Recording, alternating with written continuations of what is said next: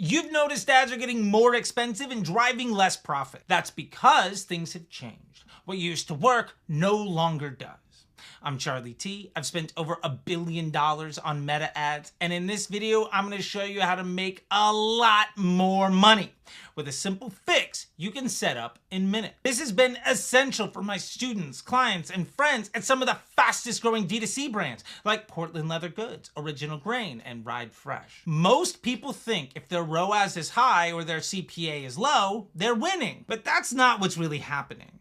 Let me show you why that old way of running ads just doesn't work anymore. Imagine an ad with a $50 average order value and a $10 cost per acquisition. That looks great on return on ad spend, right? But let's hold that thought. Here's the bigger trap.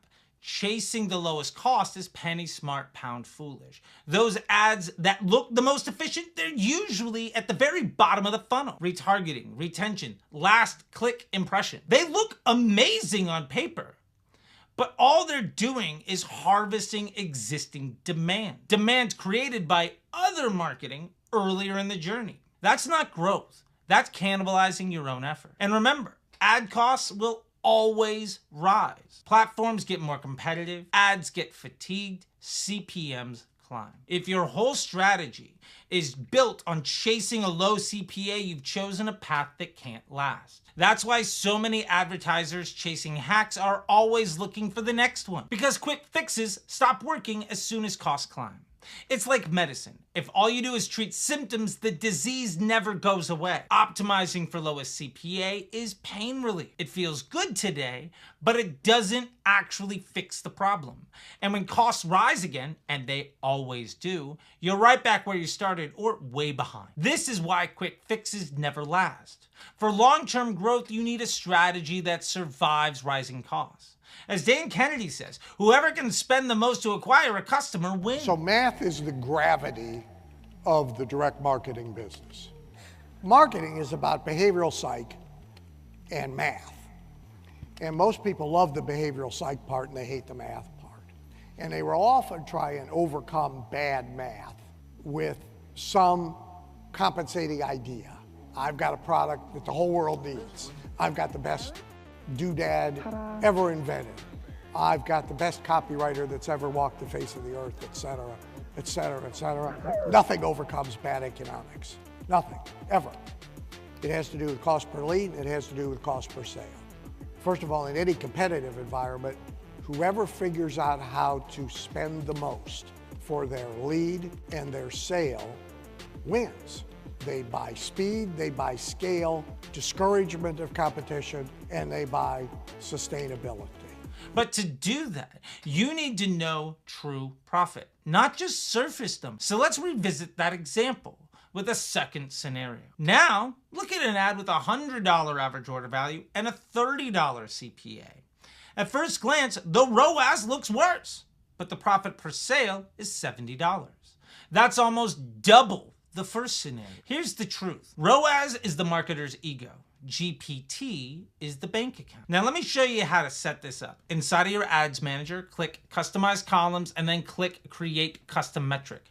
We're gonna name it GPT. In your notes, that's gross profit per transaction. And the formula is really easy. Average order value minus cost per purchase. Hit save. Now your dashboard shows true profitability at the campaign, ad set, and ad level. By using GPT, you stop chasing CPAs and you start building strategies that maximize profit. And you can outspend your competitors wisely. But let's be real for a second. GPT is powerful, but it can mislead you too. It tells you profit per transaction, but that's only half the picture. Let's make another example. Ad A has a GPT of $50 and Ad B has a GPT of $30. If you only looked at GPT, you'd pick Ad A, right? But what if Ad A only drove 10 purchases, while Ad B drove 200? Suddenly, Ad B made $6,000 profit, and Ad A made just 500. GPT alone would trick you. So here's how we fix this. We create a second custom metric called profit volume. It's simple. It says effectively GPT times the number of purchases. Or another way you can figure this out, and the formula you can use when creating your custom metric, and again, let's call this profit volume. So our formula here is total conversion value minus ad spend. It's simple. This gives you the total profit per ad set, or per campaign. Now you've got context. Some ads are efficient closers. Others fill the funnel. And sometimes you find a unicorn that's great at everything. Those are the best. Profit volume shows it all. No more guessing. Now you can double down on what truly grows the business. So now you know how GPT transforms your approach and how profit volume takes it even further. If you want to scale to $100,000 days, check out my next video. It's your roadmap to mastering this strategy. Check this out. I've built it for you. I know you're going to love it. Until next time, I'll see you on the internet. Bye.